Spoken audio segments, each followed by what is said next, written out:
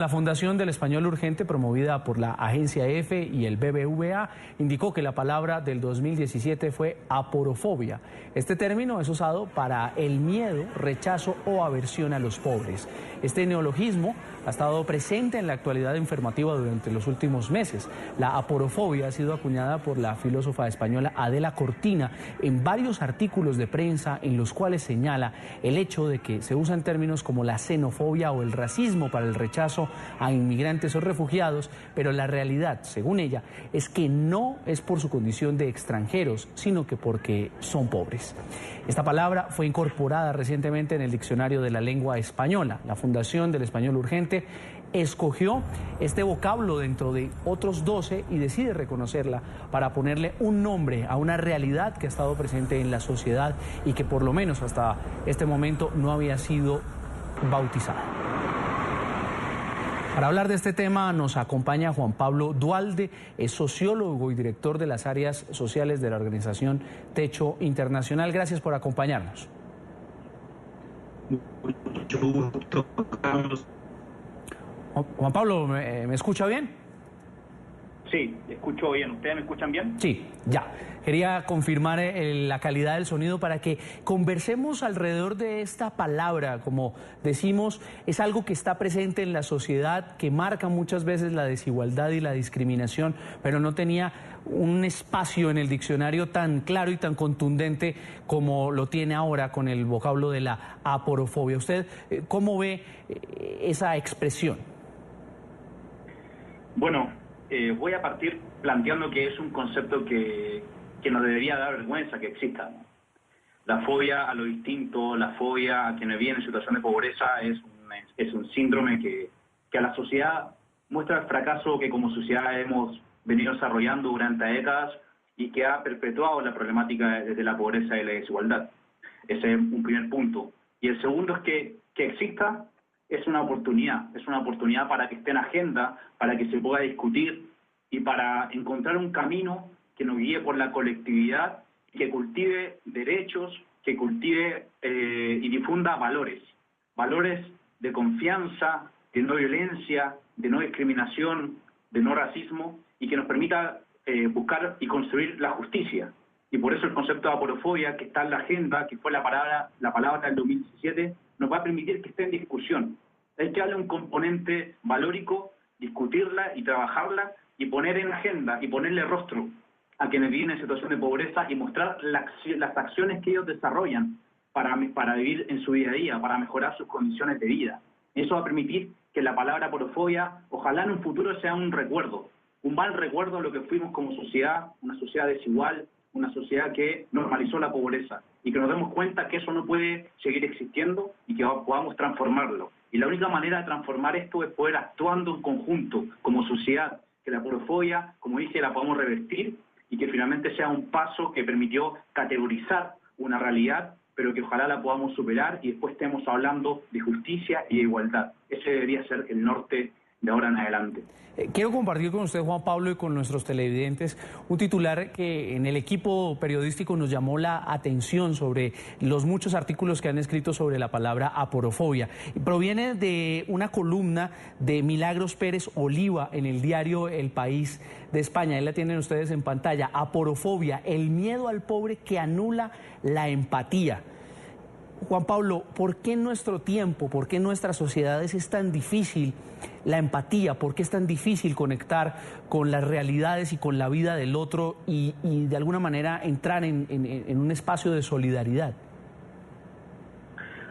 Bueno, una forma de explicar cómo la pendiente se inclina para lograr la empatía, para lograr los compromisos, es por la vida cotidiana principalmente. El cómo vivimos de forma aislada, cómo vivimos en base al individualismo, cómo se ha mercantilizado la vida en la sociedad, en las ciudades en las que estamos viviendo.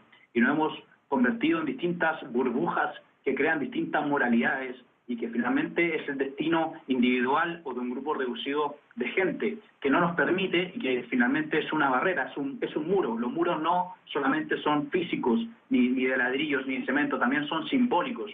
Son en el cómo se realizan, cómo se llevan a cabo las relaciones sociales. Entonces, si finalmente no nos encontramos si no nos comprometemos a sufrir con el otro, a actuar con el otro, finalmente vamos caminando por un camino en la soledad. Y la forma de revertir esto es encontrarnos poniendo en el podio de las prioridades sociales la situación de pobreza, la situación de desigualdad, y esa es la manera de vivir la empatía, de quienes hemos podido tener un par de privilegios más, que han podido tener muchos privilegios, se puedan acercar a quienes finalmente han sido muchas veces olvidados o hemos normalizado y que finalmente la están pasando mal. Y eso no puede ser. Y en la medida que que nosotros como sociedad vamos promoviendo valores, nos van a permitir ir acercándonos a pensar no solamente el departamento, municipio en el que vivo, el país en el que vivo, sino pensarnos como una región, como América Latina, como un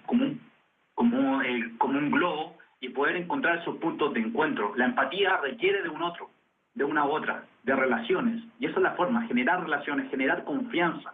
América Latina sufre por la desconfianza, sufre por la violencia, y a la medida que eso lo vayamos revirtiendo con acciones concretas, desde el territorio, la juventud, tomando la niñez, la adultez, vamos a poder encontrar estos puntos de encuentro, esta fuerza que nos permita cultivar la esencia colectiva y que tenga como bandera lucha la justicia. Esa es la forma de promover la empatía, de no tener un miedo de un otro sin conocerlo, sin conocer su trayectoria, sin conocer su historia, sin conocer sus intereses, porque hasta la persona que vive en situación de pobreza de forma más extrema hace algo por mejorar su entorno. Y si yo lo conozco, va a poder ser más sencillo ponernos a trabajar en conjunto. Y este es un llamado urgente para nuestra región y para cada uno de los países en los cuales estamos viviendo.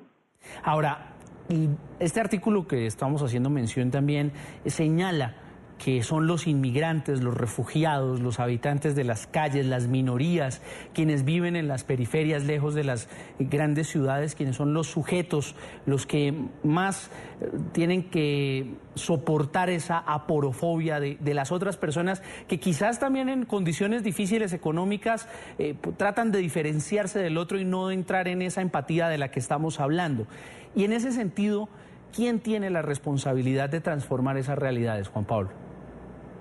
Sí, es complejo definir una única responsable de este tema, porque la responsabilidad base es de cada uno. Hoy a todos quienes están escuchando, quienes están viendo el programa, les digo, todos somos responsables, todos y todas somos responsables de cambiar esta situación, de pujar para tener instituciones públicas que reflejen las principales problemáticas, que seamos buenos receptores de la población que decidió migrar. La migración no es fácil, no podemos tenerle miedo a esa otredad, tenemos que acercarnos.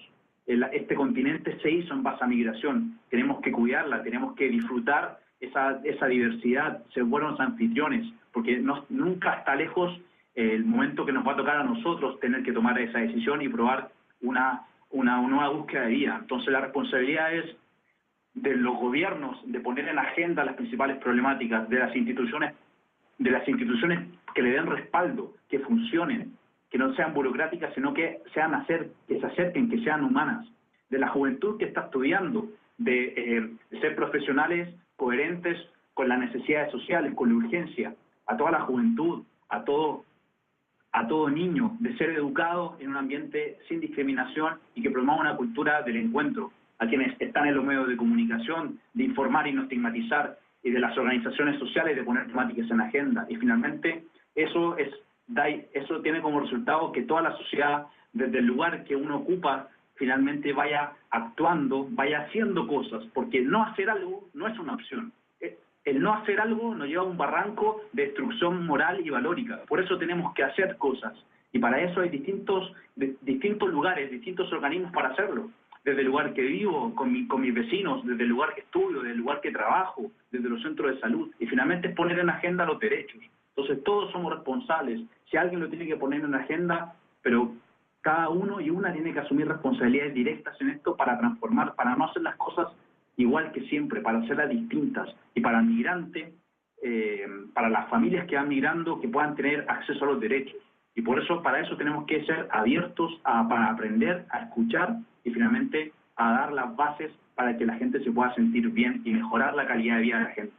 Desarrollo, progreso, es calidad de vida para la gente y eso es lo más importante hoy en día. Gracias, Juan Pablo, por estas reflexiones y por estos minutos para NTN 24, palabras muy necesarias más allá de esa nueva que está acuñada ya en el diccionario de la Academia de la Lengua Española. Gracias por estar con nosotros. Gracias a ustedes por la invitación.